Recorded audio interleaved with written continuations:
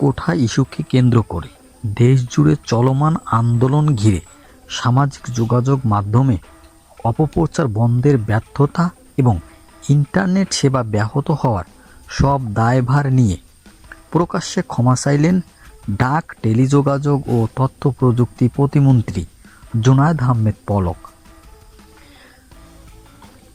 নাটোরের নিজ বাসভবনে জাতীয় শোক দিবস স্মরণে সিংড়া উপজেলায় আওয়ামী লীগের উদ্যোগে আলোচনা সভা, দোয়া ও মোনাজাত অনুষ্ঠানে তিনি এ ক্ষমা প্রার্থনা করেন।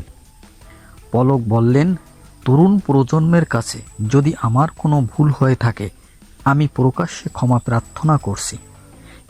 ইন্টারনেট ব্যাহত হওয়া এবং সামাজিক মাধ্যমে গুজব প্রতিরোধে ব্যর্থ হওয়ার দায় আমি নিজের কাঁধে তুলে নিচ্ছি। প্রধানমন্ত্রী শেখ হাসিনার যে কোনো সিদ্ধান্ত মেনে নেওয়ার জন্য প্রতিশ্রুতি দিচ্ছি। অশুভ চক্রকারী সন্ত্রাস এবং হত্যাকাণ্ডে মেতে উঠেছে উল্লেখ করে তিনি বললেন, যেভাবেই হোক ছাত্রছাত্রী এবং কিশোর কিশোরীদের সঙ্গে আমাদের যে দূরত্ব এবং ভুল বোঝাবুঝি সৃষ্টি হয়েছে সেটা দূর করার উদ্যোগ গ্রহণ করতে হবে। সেটা আমাদের ঘর, প্রতিবেশী এবং প্রতিষ্ঠান থেকে করতে হবে। ছাত্রছাত্রীদের চোখের ভাষা বুঝতে হবে। প্রতিমন্ত্রী বললেন, শিক্ষার্থীদের সঙ্গে যে দূরত্ব তৈরি হয়েছে কখনো তাদের প্রতি কঠিন সিদ্ধান্ত নিতে সমাধান করা সম্ভব হবে না।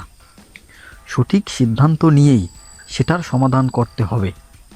তাদের প্রতি কঠোর শাসনের পথ বেছে না নিয়ে তাদের প্রতি সংবেদনশীল হয়ে স্নেহ মমতা নিয়ে বসে কথা শুনলে আমার বিশ্বাস অবশ্যই এই ভুল বোঝাবুঝি দূর হবে।